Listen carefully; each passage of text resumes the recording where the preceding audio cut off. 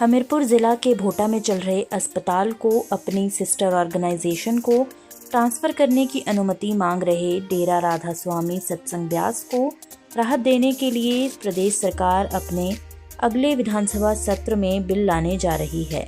इस कानून के तहत डेरा राधा स्वामी सत्संग ब्यास को यह अस्पताल ट्रांसफ़र करने के लिए हिमाचल प्रदेश भूमि जोत सीमा अधिनियम 1972 के तहत धारा 118 में छूट प्रदान की जा सकती है। मुख्यमंत्री सुखविंदर सिंह ने कहा कि डेरा राधा स्वामी सत्संग ब्यास लंबे समय से अस्पताल को अपनी सिस्टर ऑर्गेनाइजेशन को देने का आग्रह कर रहा है, लेकिन इसमें लैंड सीलिंग एक्ट 1972 के तहत कुछ अड़चनें आ रही हैं। इसको लेकर सरकार कानूनी राय ले रही है और आगामी विधानसभा शीतकालीन सत्र में इसको लेकर बिल लाया जाएगा।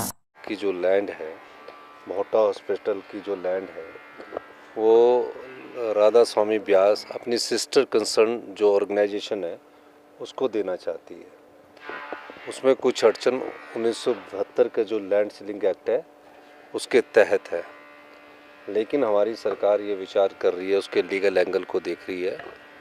और क्योंकि वो चैरिटेबल हॉस्पिटल है, उसमें हमीरपुर के लोगों का जो इलाज है वो मुफ्त होता है।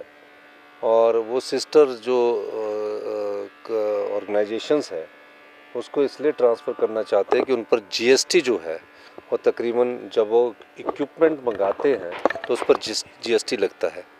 अब वो तो चैरिटेबल कर रहे हैं, राधा स्वामी सत्संग ब्यास वाले तो लोगों की सेवा कर रहे हैं और उस पर वो फिर पैसा देना उचित नहीं है। तो वो चाहते हैं कि वो एक इस ऑर्गेनाइजेशन को दूसरी अपनी ही सिस्टर ऑर्गेनाइजेशन में ट्रांसफ़र किया जाए। तो हमने उस पर विचार किया है और हमारी सरकार उस विचार को गंभीरता से ले रही है।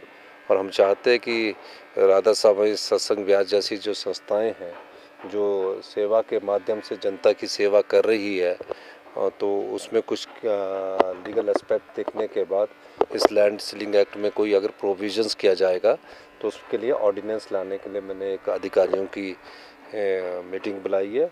और जो ये विधानसभा सेशन होगा हमारा, जो विंटर में सेशन होगा, पूरे लीगल एस्पेक्ट्स को देखकर हम चाहेंगे कि उसकी सिस्टर ऑर्गेनाइजेशन को वो जगह प्रदान की जाए। इस संदर्भ में मैं कहना चाहता हूँ कि पिछली भारतीय जनता पार्टी की सरकार ने तो किया नहीं, लेकिन वो राजनीतिक रोटियां सेकने के लिए कई बार ऐसे बयान देती है।